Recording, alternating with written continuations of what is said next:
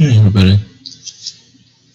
So it's been another week of protests, and it's been pretty shitty.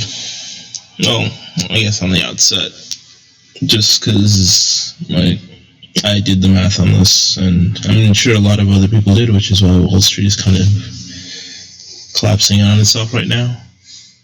Alright. I decided to do just a little back-of-the-envelope calculation, as they call these things. Just trying to figure out what to expect in terms of body count, right? So it takes 3 days, thereabout, for somebody to get contagious. And it takes,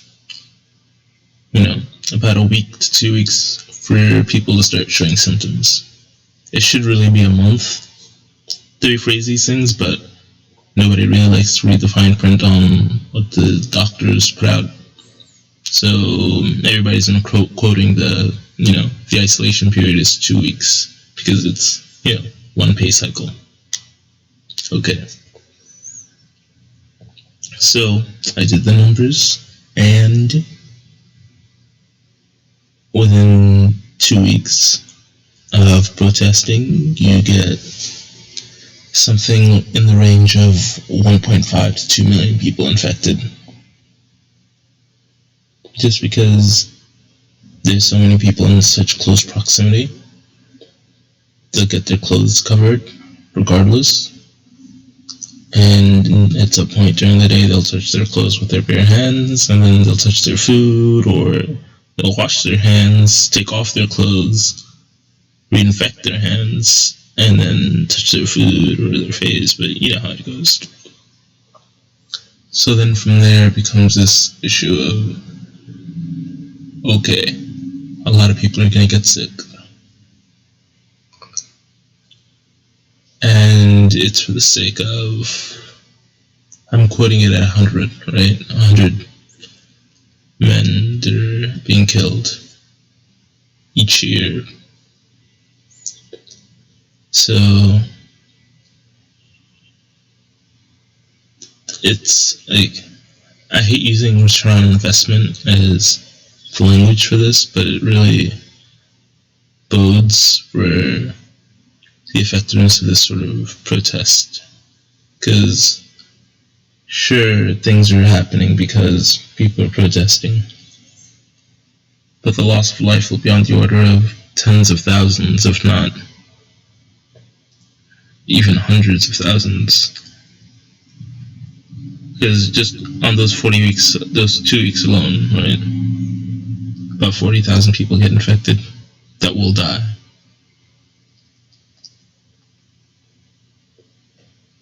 So for the sake of 100, you lose 40,000.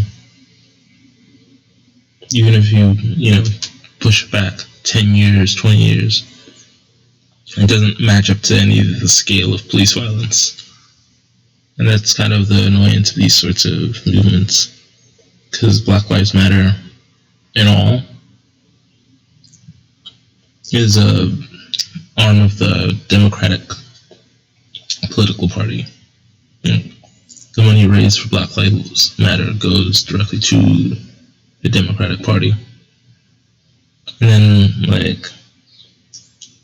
this week they did this political stunt where they were all kneeling, or a bunch of Democratic senators chose to kneel and wear kente scarves and shit like that. And there are layers to this whole thing too, where the culture that popularized the kente scarf is also former slave selling culture. And then it goes even deeper than that, because it's the commonly used graduation scarf for black kids. I didn't go to my college graduation for bullshit like this. I realized it was a ritual mind wipe of sorts. Your value's only conferred on you once you get your degree, in the ceremonial sense. And I wasn't with that, because it creates this feeling of smallness in an institution of a certain scale.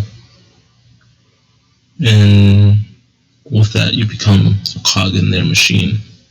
So I like to keep my scale in perspective and not to be played with mentally like that. So I chose not to go. And, my parents are pissed, but whatever. They don't understand what I do, so I have to do what I do. And this is also bubbling back into these protests, right?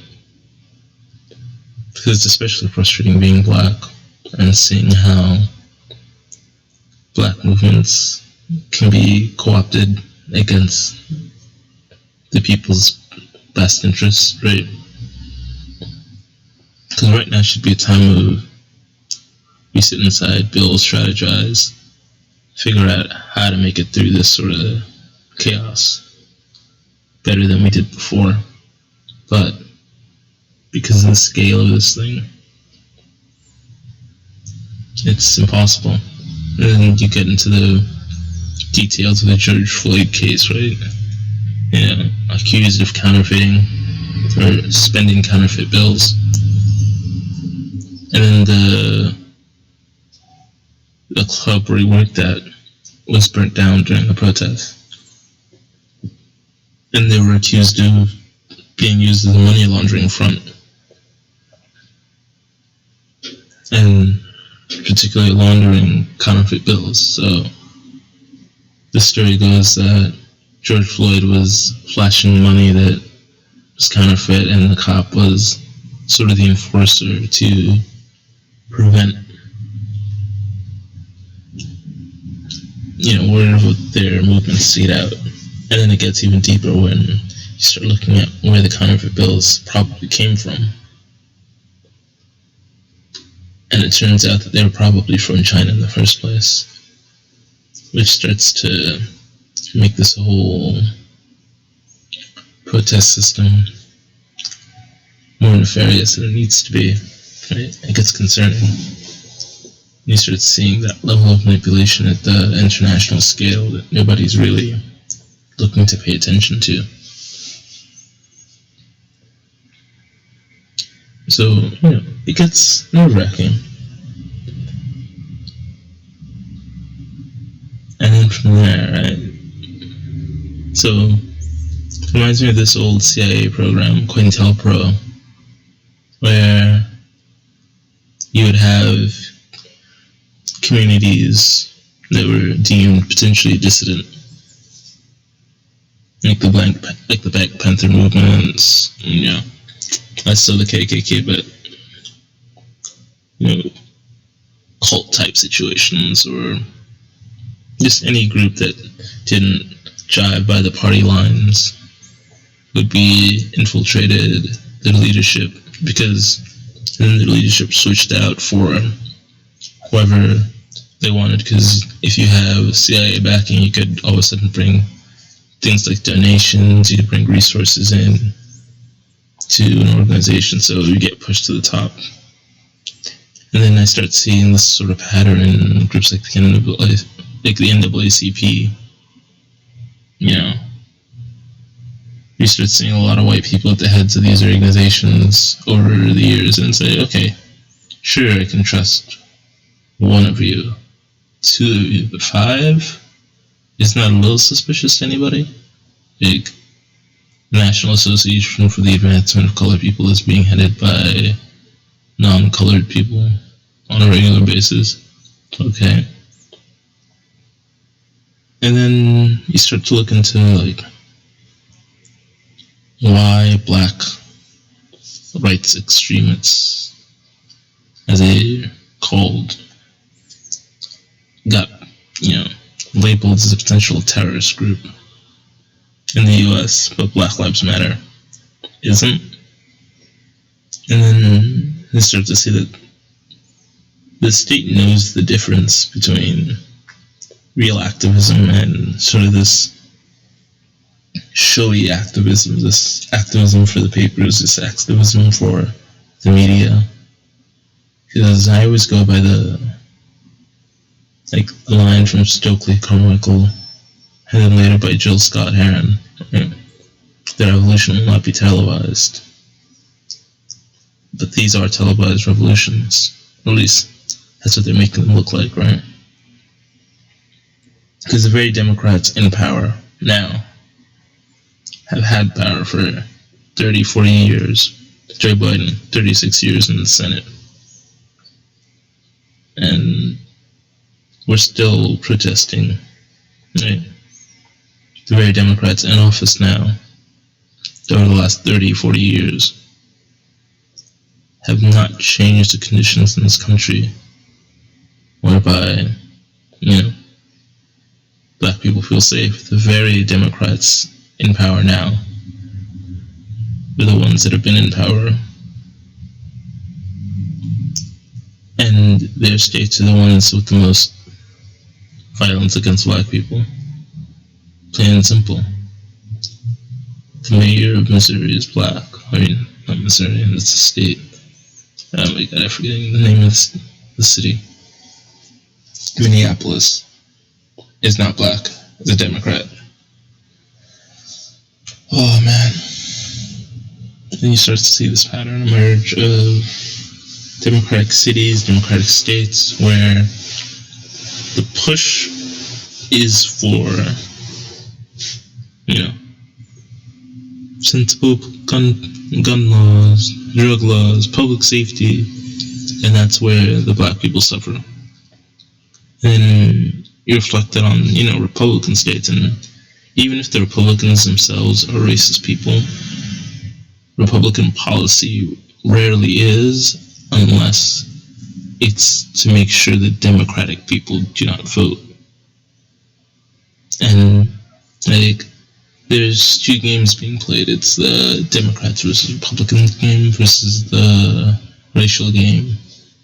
And the Republicans don't really like to take part in the racial game, because at the core of the Republican Party, the Republican values are sort of a laissez-faire, live and let be policy for the citizens.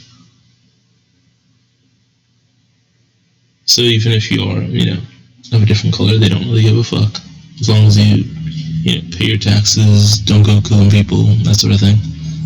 It's called respectability politics, but on a higher level, it's just being a decent human. And that's when things start getting worrisome, when you start looking at culture.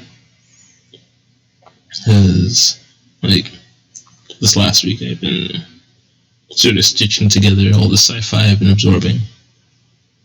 And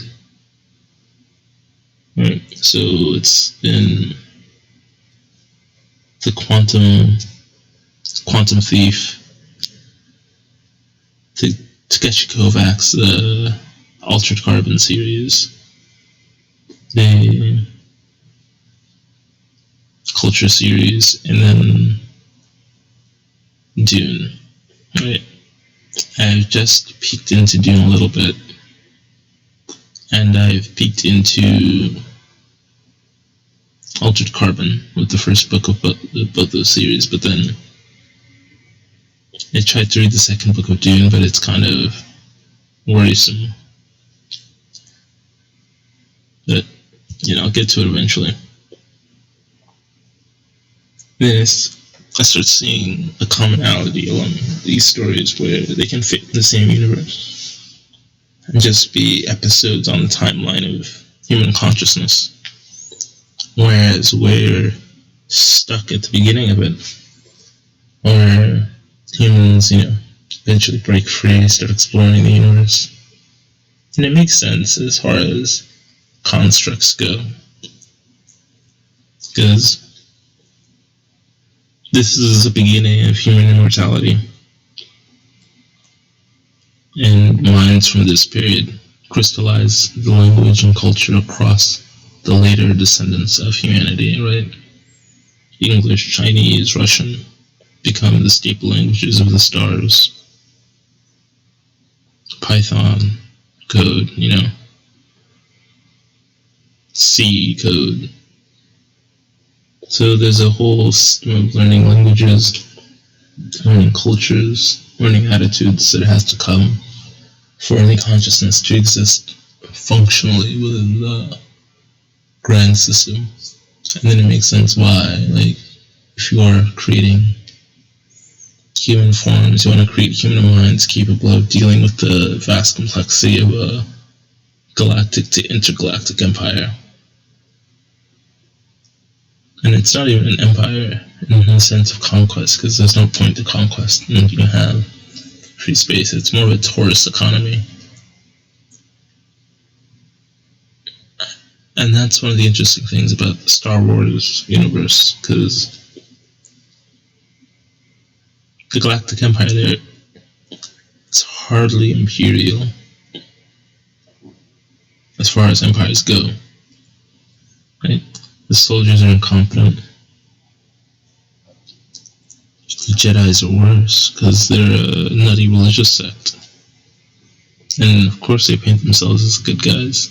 And the empire is just largely incompetent, like most empires are. So they mismanage a lot of the places that they're running. Because, they're only after their tax collection. And then I start to see this, again, pattern emerging. The Democrats versus the Republicans, the Jedi versus the Empire, or the Sith, rather. And it's like these classic forms emerge because they're diametrically opposed, in a sense, about how we change. But there's a false narrative between them about there being opposition. Because as I start to pay more attention, I start seeing why, even though the idea of the Democrats is progress, the progress is pushed only serves to reinforce patterns that they already pre-approve and to destroy patterns that generally help the nation. So take, for instance, immigration policy. Now, I'm an immigrant myself, so it starts to get worrisome. And it is, you want to open immigration to everybody, access to the nation. But then if you look at the way that the immigration policies are applied, they're not done, like, most of the people that come across borders are great people. Like, I know this is going to seem like an inversion or parroting of Trump, because some of them are good people. Most of them are good people. But then you start to see, like, with the Clintons, for example, there's a pattern of,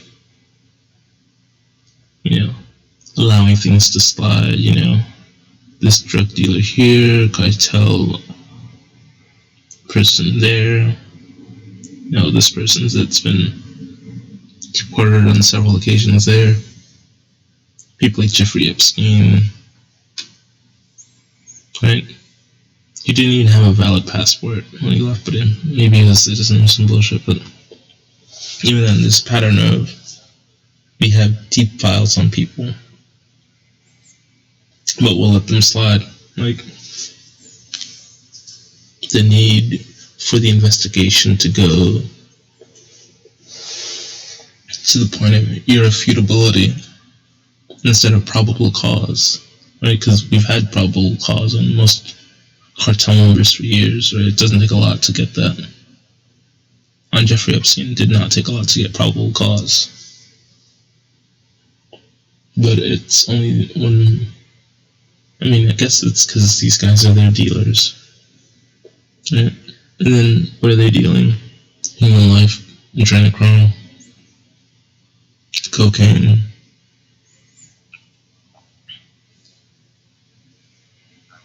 So then you start to see why different factions impose different drug laws, because it makes sense then that the Republicans would march off and throw, black people under the bus with cocaine and crack laws. More so crack, because those drugs are being funneled in by the CIA.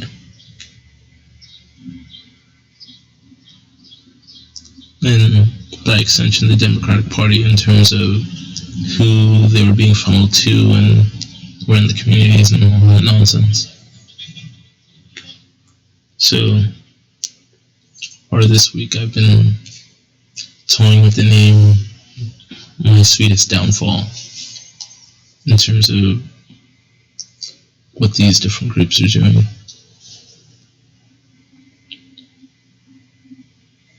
And it's not even sad, really. It's kind of just, it's humorous, because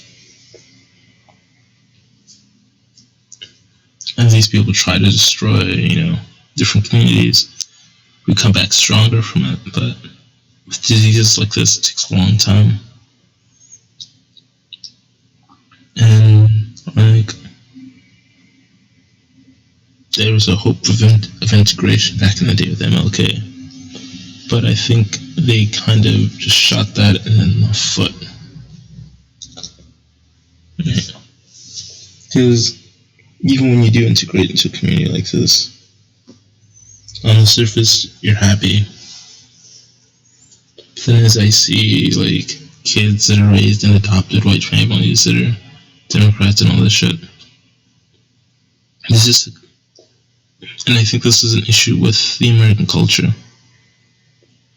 There's a baseline lack of respect for human life and human agency. Right? For the sake of lulz, for a laugh, right? And there's a point where humor is only good when it's funny, when it's cruel. But then, is it the cruelty that's the humor, or the fact that the cruelty didn't go to the point of being dangerous, that made it a relief of tension? And this creates humor, right? Because you can call somebody his mom fat and be like, ha ha ha.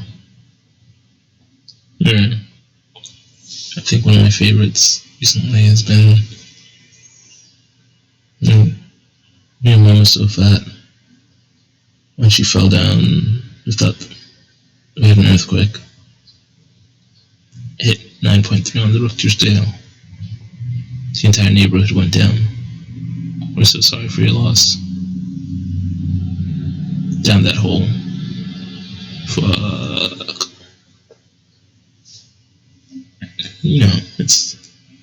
It takes the cruelty to the point of hyperbole.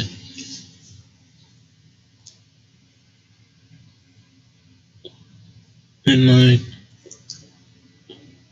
even recently, right, I was testing my microphone and speaker, and I decided to use Omegle. Whatever. I'll see a random guy flashing, whatever. It was faster than going through all my settings at the time. And literally, the first thing this guy calls me is a nigger. And I'm like, wait, what? Dude. And I know he's doing it because he knows the social situation. He's trying to be friendly about it, and I'm like, you can't be that much of an asshole and expect to be treated like a decent human being. It's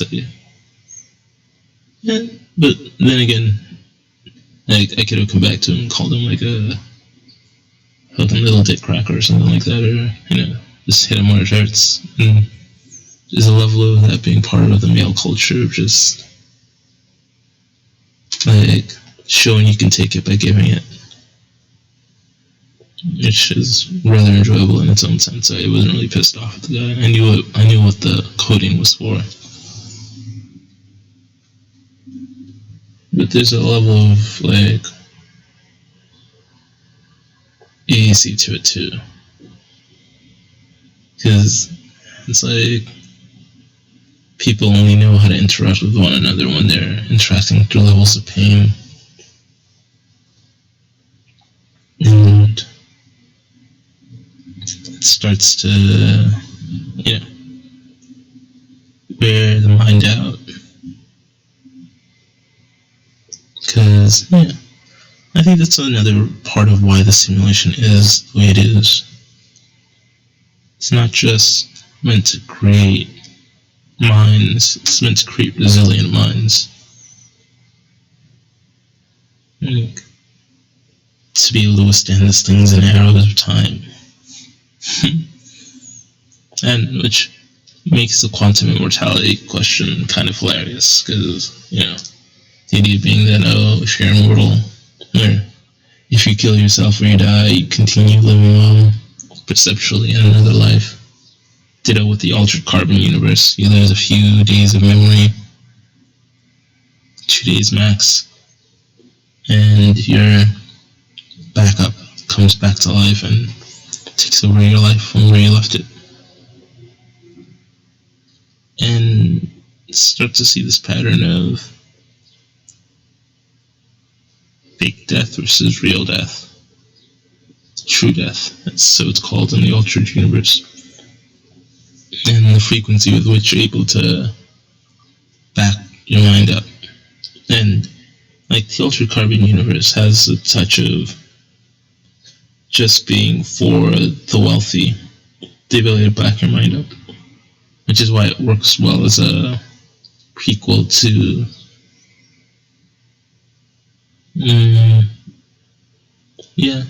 or a sequel to the Quantum Thief series, because in the Quantum Thief you're,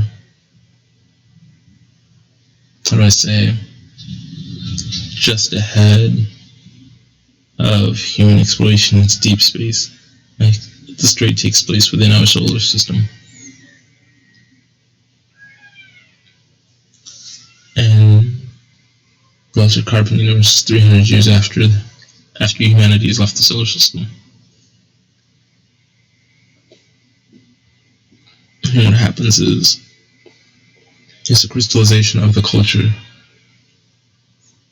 And furthermore, that becomes the psyche of the culture. It's a decadent society run by the uber wealthy. Human life only goes up to 400 years. People rarely die at this point, but it's not that it only goes up to people choose to die at 400 years, so life isn't really worth living past that point. They get bored with being human, and then they recycle themselves by porting their biomatter into the center of a star to be incinerated. So you start to see this pattern of cultures emerging within these novels, and I guess it's a reflection of our society today, in a sense, but they think about it more, right? I start thinking of them as a crystallization of the human psyche. Because one of the fun things you get to see is you start all of a sudden realizing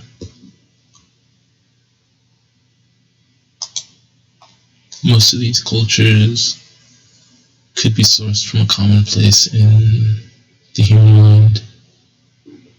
Right? If the collective unconscious has a function,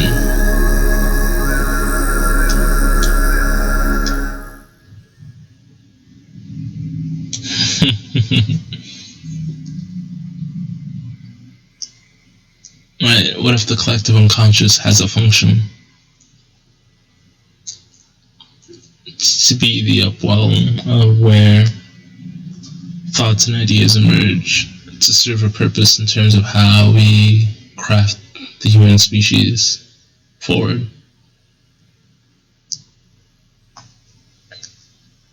And with that pattern, you start to get into the sort of woo ranges of human psychoperception. Because then you start seeing the human unconscious as a data bank, the collective unconscious as a data bank. The full range of ideas possible, but at the very top of these things are things from a collective history of people. Ideas about different species, partly reflections of humanity spread across space and time to different species, but it's also the filter of our understanding of them. And this pattern starts to make more sense if it's a system of education. Okay. What if school for the later, epoch of humanity is an original lifetime? What amounts to like 3 seconds in their time amounts to a lifetime for us. You live through this lifetime, you figure out what you like, what you don't like, what you're really after, whether or not you're a psycho, whether or not you're a decent person. And then you create levels of an afterlife for that mind to recalibrate for the next step. And within this, you start to make a lot of sense of why the world is the way it is. Because it's a fun,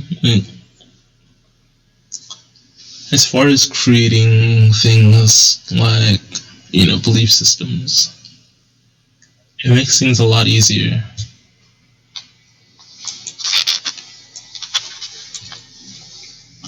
Just to have a reason for the chaos of it all, the misery of it all, and then different roles people play within the system.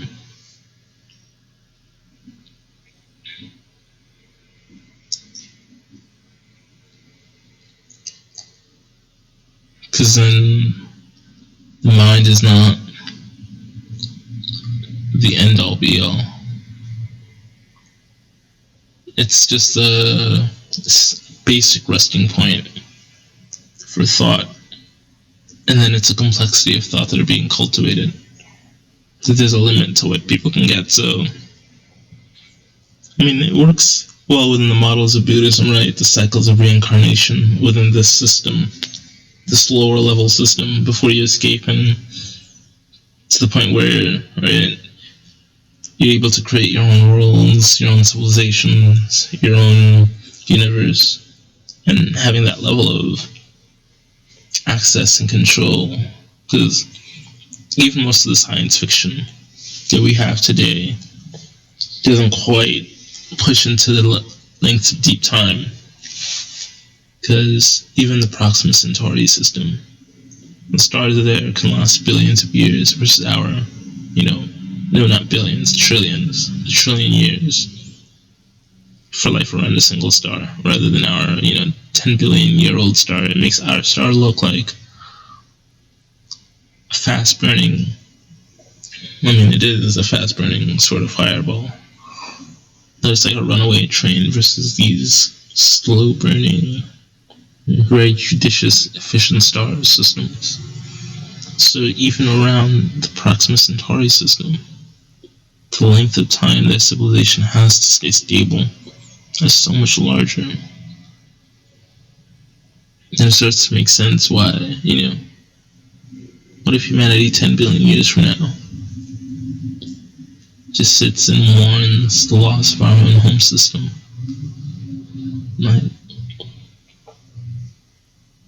Not even 10 billion years, because we would likely expedite the death of our star by extracting power from it.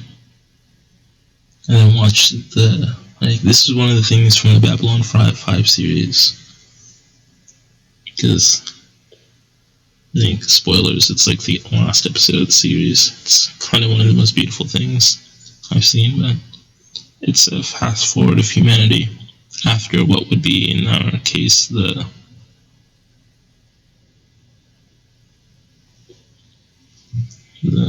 Altered Carbon series, and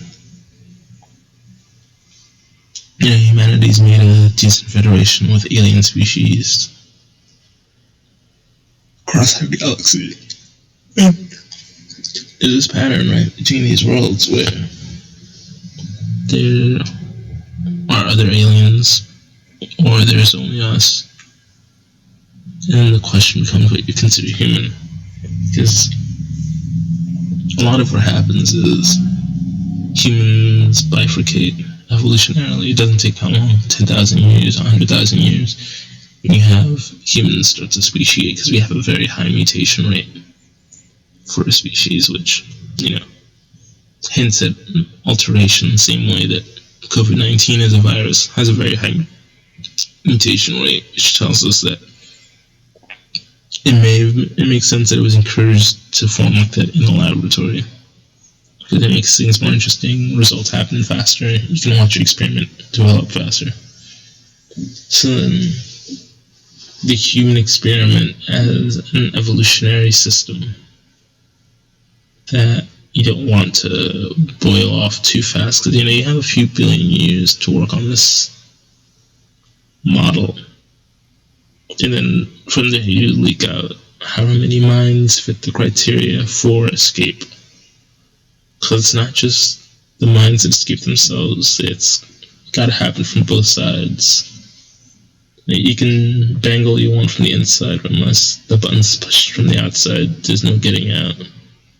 Well, rather, there's almost no getting out. But that's a longer story. So then I start seeing these movements, right? Because what type of minds would be selected for? All minds capable of independent thought. Minds that don't just fall into the patterns of right and wrong just because they're labeled as such. Patterns capable of divergent thinking, and this is another thing that we see in is science fiction. The Divergent series. And as a society we need minds like this, yes, but if you scale up to something on the scale of a galactic system, desperately need minds like this, because there's no shortage of people. There's always a shortage of independent thought, even in the culture series. In a culture of trillions and trillions of people, because society has let itself become so decadent. Most of the people live lives for pleasure and don't really think much about it. And, they have their own special divisions, like special circumstances and contact where they deal with alien life and things like that. And those are the only places of interest. Which is kind of telling, because, it reflects a lot on human society now. That there's not a lot that most people do that's worth paying attention to. But we need most people.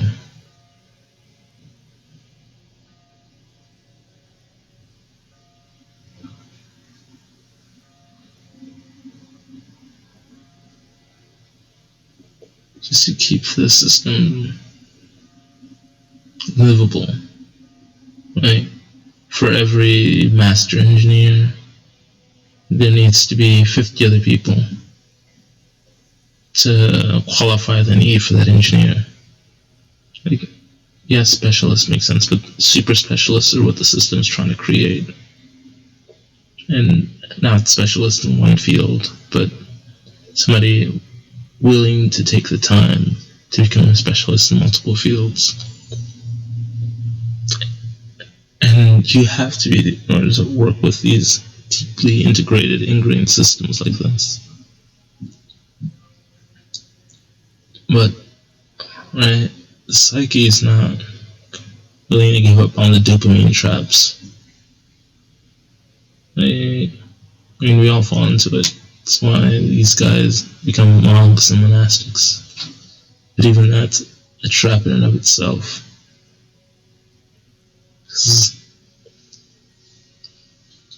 The monastic trap being that you focus so much on spirituality, you don't see that everything is spiritual. You do, in a sense, but you don't treat it as such. Right? You abstain from sex, so you lose that whole dimension of life. You abstain from decent food, you abstain from luxuries, and the spirituality of the sensual is lost to the spirituality of the psyche. And it's one of these things that has to be really contended with and folded into the greatness of consciousness, because even the stories of the Buddha, he's a prince. So that dimension of life is brought forward and fully observed for him. So, once the experience is had, you can be left alone, but the experience in and of itself is still of value, right? The experience of limitless want, limitless fulfillment. Right? That's not just sexual, but sensual. Right? The ability to satisfy the need for aesthetic pleasure. Not aesthetic, as in like starving yourself, but aesthetic as in beauty and romance and things like that. As you get deeper into why things are the way they are, right? And why the simulation may be the way it is,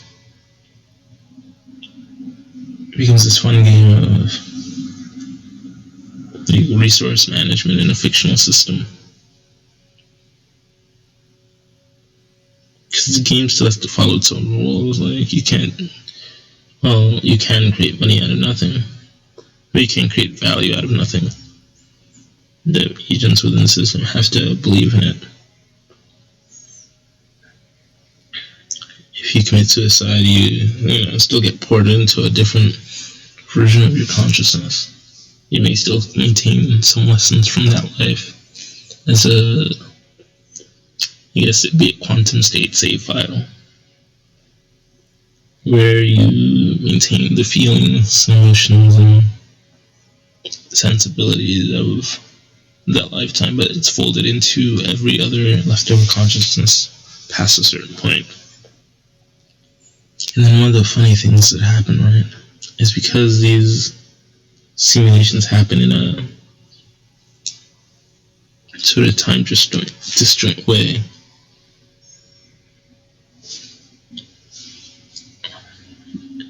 The idea of future selves interacting with past selves becomes par for the course.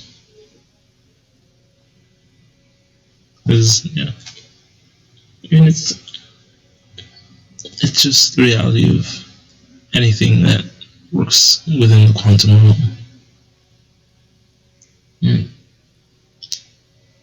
Any object has a dimensionality not just in length and width, but also in time.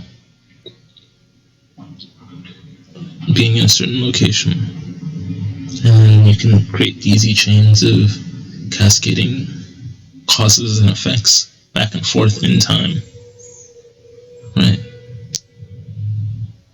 And then you start to think about what type of minds can do things like this. Right? What scenarios of a mind would be able to cause effects before they're born? And then it's got to become an integrated mind, something that is tapping into, so to speak, the wellspring of human consciousness, deep into the collective unconscious. It's read and rewritten in levels of the save file at all levels. So then you start to ask then, what minds have gotten out? And interestingly enough, right, it seems to be a lot of these sci-fi authors, not just the readers, the authors themselves. Isaac Asimov, Philip K. Dick, the greatest sci-fi authors. Because once they start approaching death, I mean, it's common for a lot of people as they approach death, right? They get visions of the bardo, so to speak. And it's common, this is a Buddhist tradition, Tibetan Buddhism. And you see it also in the Egyptian Book of the Dead. And interestingly, right, I've been studying the efficiency of the system in producing the minds that it wants to remove from the system. And as I look back in history, it was much more efficient at it, at producing the minds that it wanted, but it couldn't produce them at the quantities it wanted. So then you move forward to today, where you can produce way more of these minds, but at a very, very low efficiency rate. Let's say 12,000 to 5,000 years ago. It was 1 in 50, 1 in 100. Now it's become 1 in 10,000, or the literal 1 in a million, which, is still a few thousand that get pulled out. But the energetic costs of maintaining such a complex simulation starts to wear on the system. And I've been getting word, so to speak, that's part of why this is happening the way it is, because it's a culling. Trying to save memory on the computer banks. You can't just say delete, delete, delete, because it breaks the continuity of the system. We're in a narrative engine, so things like deleting have to happen through the narrative processes so you don't break the continuity of the consciousnesses within the system. Because otherwise you then have to go in and rewrite every single memory, which takes more processing power. Like, you can't just disappear somebody from this reality and have them pretend like it didn't, like they weren't there. You have to remove them from every mind that ever interacted with them, and it's such a deeply nested, integrated system that then it makes sense why, like, social isolation, helps the system rebuild itself around a new conception, a more efficient system. It's a common trope in neural networks to prune, right? Just to maintain the form, just so the system doesn't grow too wild and unwieldy to manage. And then you have to look at what sorts of minds are being pruned. And it's starting to look like the conventional, the violent, the self-absorbed, the psychopathic.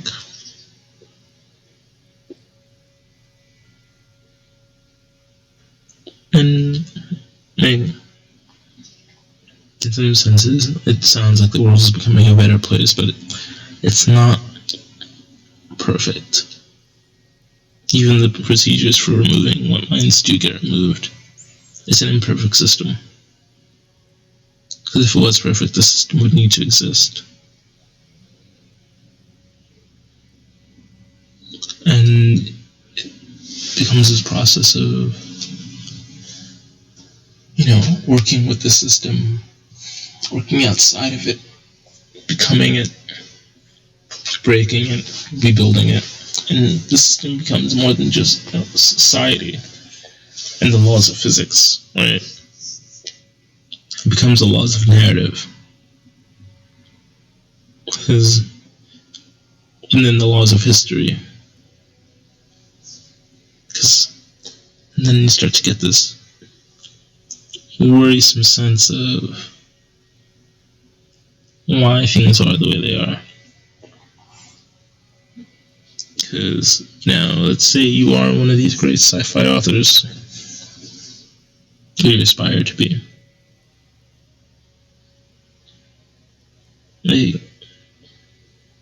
And the reality that you're building is where you might end up. Because one of the fun things that happens with a trillion-year civilization is that by the time you start spreading to different star systems, right? The Kryptonians, for example, they lived on a red sun. Their planet exploded. Their star didn't explode. Their planet exploded. So you start to see this pattern.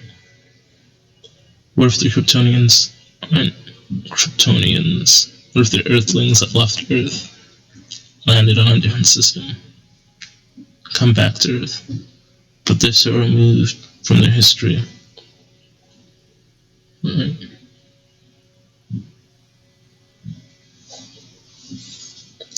Because you start to be able to do these things like integrating nanotechnology into your own biological structure. weaving in carbon nanotubes into your muscles, graphene, graphene skin,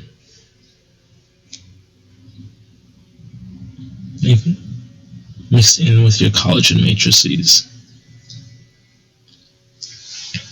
And it doesn't really take that much, but the difference in what your body's able to do because of it starts to seem superhuman.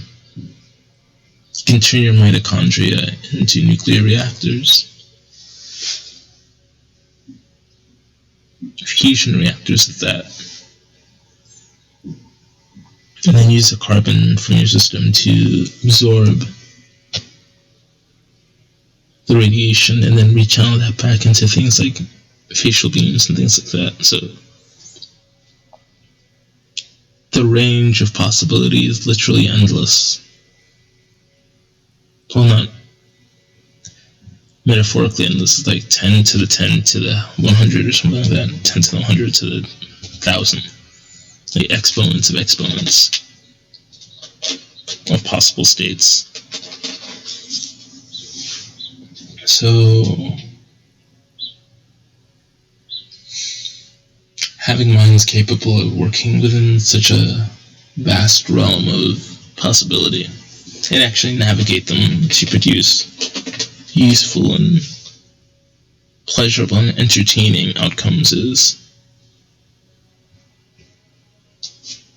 vital to keeping the psychology of the mass going. Because boredom is, I think, part of the human condition.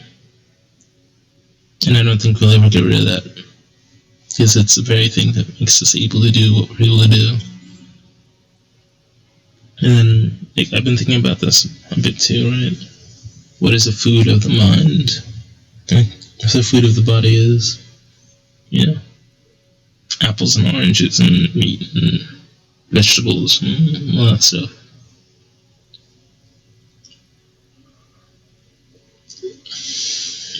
The meat for the mind. Obviously education would be the vegetables.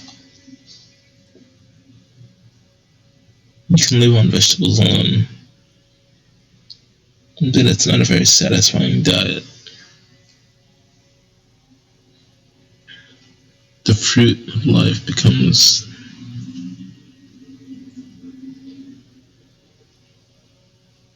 stories, narratives, and then you can incorporate the meat. You can make a complex dish so that it incorporates veggies. Education with narrative, fruit, but then what's the meat? You can live without meat, yes, but it's drama, human drama, stories told, and and fiction kind of meets all these demands, particularly science fiction.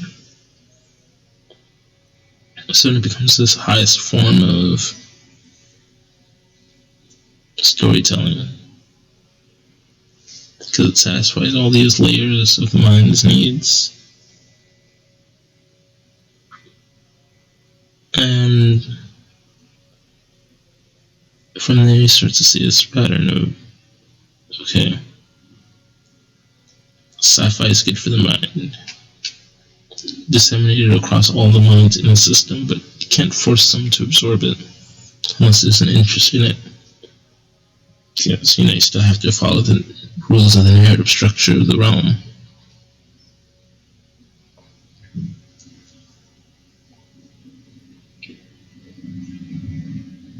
And then there are those, there's secret societies, Templars, Illuminati. The creation of narrative is what they work in. That's how we got the George Floyd situation. The narrative had been violence against black people happening at an dismal rate. But the narrative was never that the culture in the black community has been poisoned against them. I think narratives like that need to be given more freedom to play themselves out, because the sorts of mind you produce from that narrative versus a narrative of victimhood. Because even if, like, the perspective of the poison culture is allowed to play out, you can see how people rejecting the poison are then able to persevere.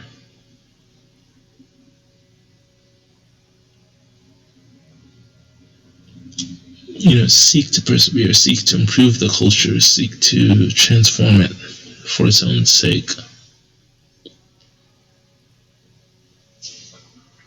And then it becomes a worthwhile venture to not just live within the system, but also make the system better for you and those you love. Create minds that are better, more attuned to the system. And I guess it's part of why I do this weekly sort of thing, because it becomes a way for me to speak directly to the simulation. And like sometimes it's called prayer, but it's less a wanting, more a telling, more a conversation that I'm having with my own subconscious in this realm. Because there are parts of the conversation that I don't really want to get into, but I kind of have to, just to fill the time. But then beyond that, they add more elements to the sound, to the imagery, to the weekly ritual of preparing these things. I can then start pulling together more and more disparate strands of thought that I normally wouldn't be bothered to interact with, just because I'd have no reason to. It's a form of out loud meditation that isn't looking to quiet the mind, because I've done enough of that.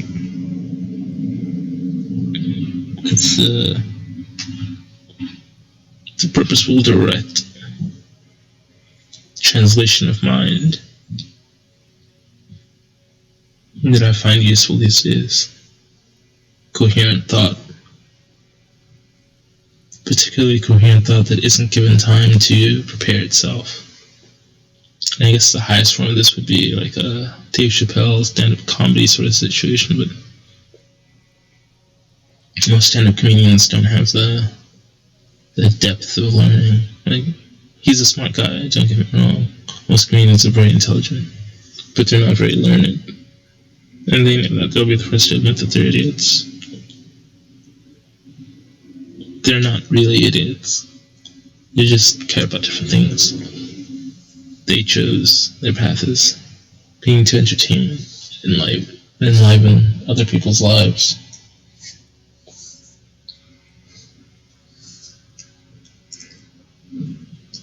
The need for love, in a sense, is a driving factor for entire fields. Then, with the human mind, right? If you have a mind in a network of millions, if not trillions of minds, even that scale of understanding, right?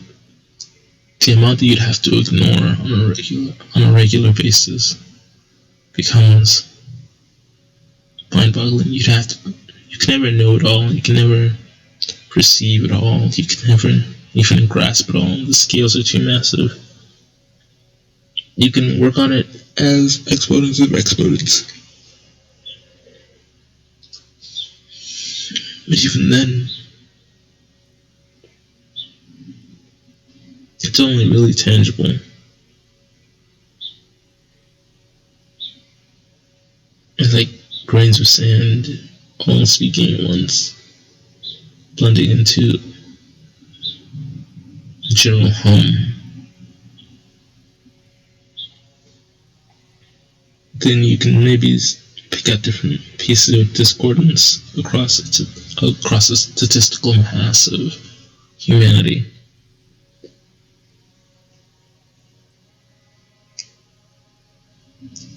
But working within such a complicated system, right?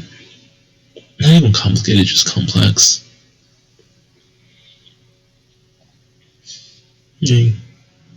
Several billion human planets. And even the beauty of this idea, right, is that you don't really need planets. You can extract matter from gas giants. Keep light, hard light, compressed metal, metallic hydrogen, and force fields generated from nuclear fusion.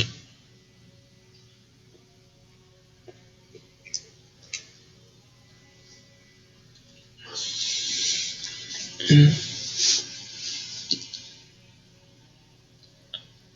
so then the question becomes, again, I keep coming to this. What are the best ways to hack the system while you're still in it? And that is through narrative. A story you tell yourself becomes a ritual, a spell. You can change your mind to fit the new persona, to fit the new ideal. And then likewise, as narrative bleeds out across the culture, and then it starts to make sense why you then have to have isolated systems for this sort of thing, because you can have things like virulent legends, those are mind viruses.